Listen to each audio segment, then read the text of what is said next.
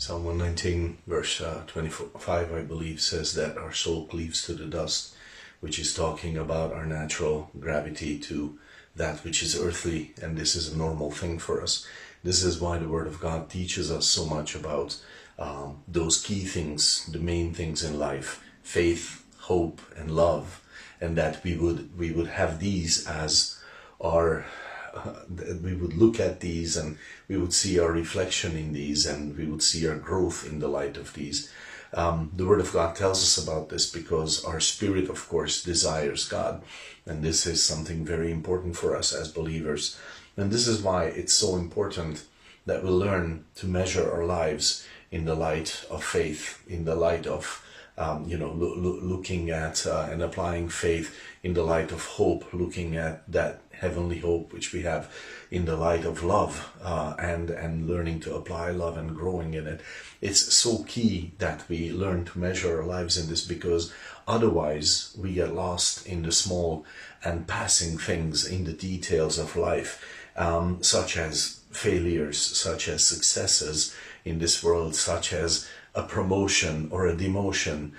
such as something terrible happening in family or country or life, or something great happening, and we start measuring ourselves through those things, and we look in the mirror of those and we say, oh, aren't I great, because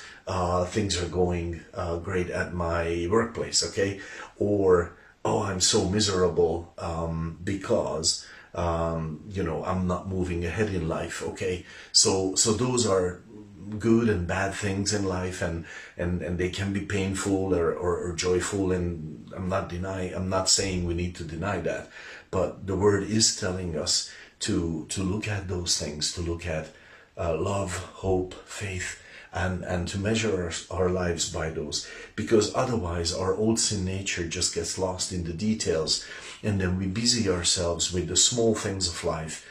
those things that belong to this world, the approval of people or the disapproval of people, and then you know what happens when our old sin nature is allowed to orient to the things of this world.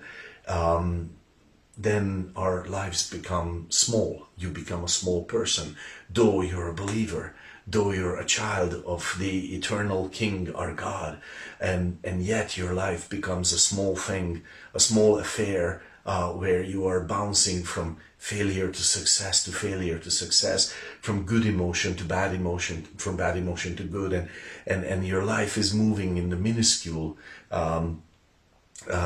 scales that this world is limited to. And God is saying, no, why don't you do this? Take love and look at yourself in the light of love. Take faith and look at yourself in the light of faith. Take hope and look at yourself in the light of hope. And when you do those things, and